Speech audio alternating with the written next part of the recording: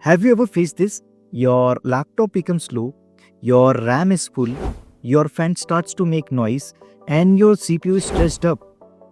And when you check at the backend, you will see only 2 to 3 applications are running at the backend. But why does this happen? You are going to understand this why by learning the difference between virtual machine and container.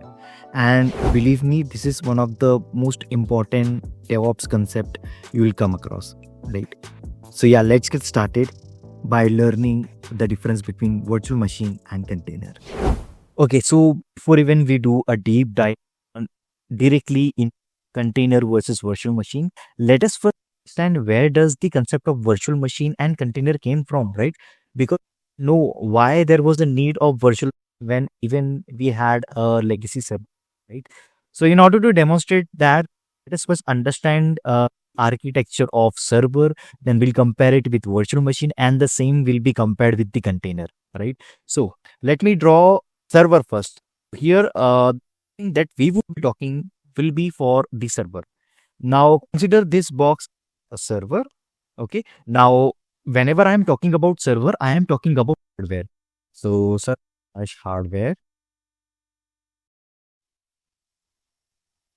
Okay. Let me put this in center.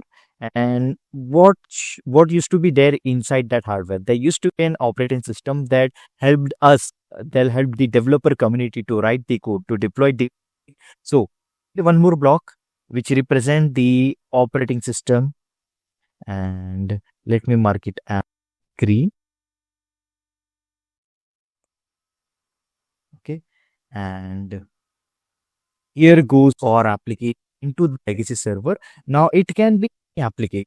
Okay, for time being, let's just assume that application, like it can be a Gmail server, it can be a database.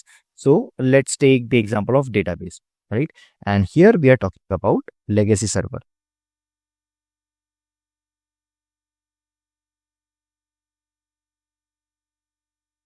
Now, what used to happen over here is there used to be a server, there used to be a single operating system within that server, and we used to run the application. But if there is a need, if there is a need for a website, then what we used to do earlier, we used to get more server that used to do the job. Okay. Now there used to be a separate server for database, separate server for the website, right? So if I just rename, so basically it used to like this. Okay. So the server used to be like dedicated for database, dedicated server for website, which resulted the company into loss of resources. Why? Because database doesn't occupy that much of space, and it is not even consuming that much of resources, meaning the remaining space is left out and we are not even utilizing it, right? So this costed a lot of money to the company, and that is how we came up with the concept of virtual machine. Now, what is the difference between legacy server and virtual machine? So let me just mark the difference over here. So I'll create it side by side so that you can visualize it and you can complete picture how and what was the difference between legacy server, between virtual machine and containers. So I'll just rename it to virtual machine. And here, what we have, we used to have the same hardware or the server, but above that, to have some hypervisor. So that hypervisor can be anything. Okay, let me just reduce the size of this one, and I'll just mark this as tuple. And okay, and we need one more player over here, and this will act as our hypervisor. I'll explain you what actually hypervisor is in a very layman term so that you can understand and visualize how does things happen. Now, if you are someone who has used VMware, right? So that hypervisor is equals to VMware. Now, before even we understand this diagram, let us first understand how does VMware work. You install VMware for Windows, and then you add one ISO file, you allocate resources into your VM, and then you are installing the Linux or any flavor that you want, and then you are using it, right? The same thing is happening here. So in machine, you need a hardware. It is again one hypervisor. It can be anything. Here, hypervisor is equals to VMware. VMware will need a dedicated operating system for the application. So here, after the hypervisor is there, there is one more layer that we on top of the OS level, and that is the operating system. Now, im- that you are installing Linux into your VMware. So here you install the Linux. You dedicate 16 GB of RAM that is dedicated to this application. Okay, let's rename this to app 1, application 1. And here we'll rename this to database. Okay, now imagine that in a single server you want to run your application and database. So what we did, we came up with a new solution which was helping us to reduce the cost. That was the return of investment for us. That was the ROI for what we did. We actually created a virtual machine. Within the virtual machine, we created environment for the application and the DB, and a single was solving all the purpose. But again, there was again the issue of the resources. We were not even sure that database was actually using that because we were directly occupying those resources. We were hard coding it, right? Because remember, while installation, where you are dedicatedly mentioning that 8 GB of RAM should be dedicated to this VM, right? So that is something we were doing. So that was the issue. And again, the major drawback was the application time used to take a lot of time, right? And that was the demerit of virtual machine. And that is how I came up with the concept of control. So let's copy this entire block and tell you the evolution of the container from virtual machine. I give this side by side so that it is easier for you to visualize. Okay. Now here we'll mark this as container. Okay. But here, what used to happen? We will have one operating system.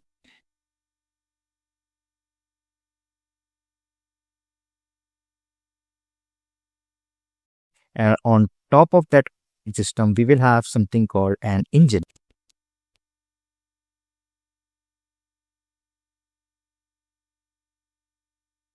And now let me just reduce.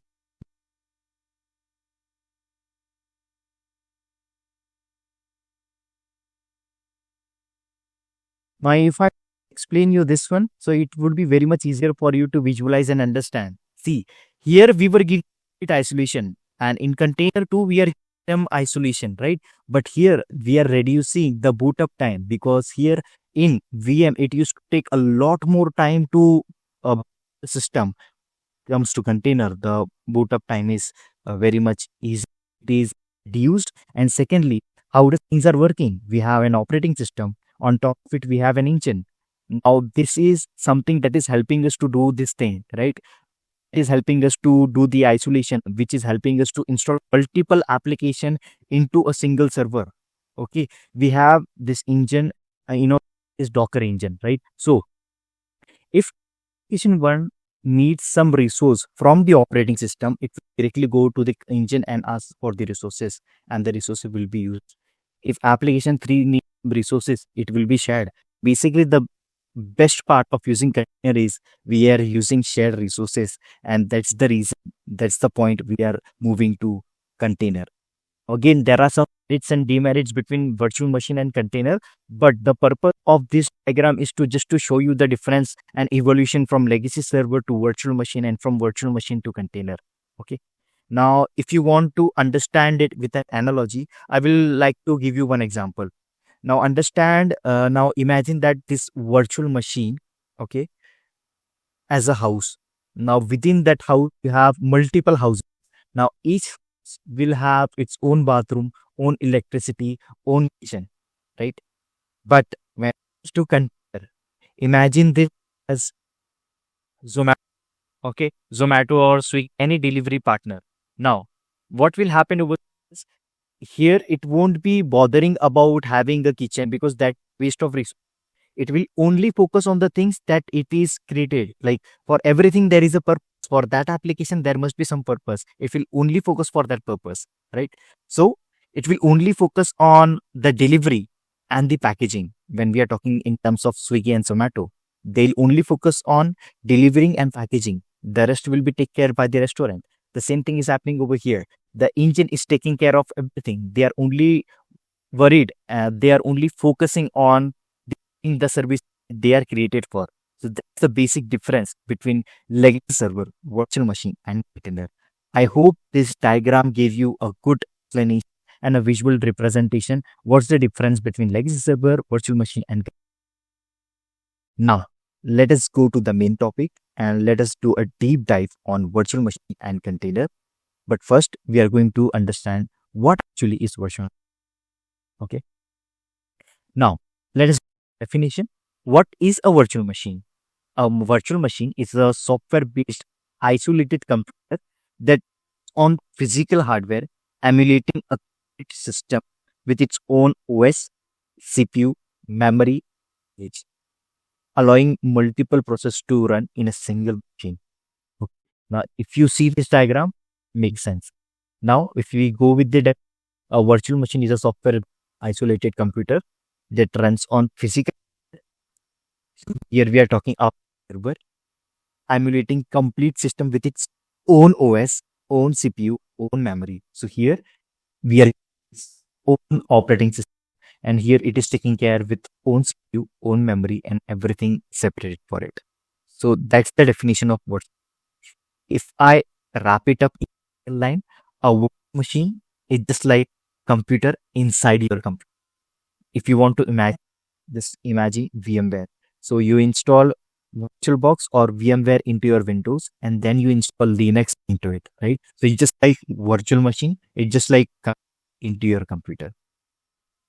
Now, why were machines created? Now you already have a clarity why it was created. So that is first understand. So what was the earlier problem? There used to be one server. There used to be one application, and there used to be huge waste of resources because the resources were not even utilized.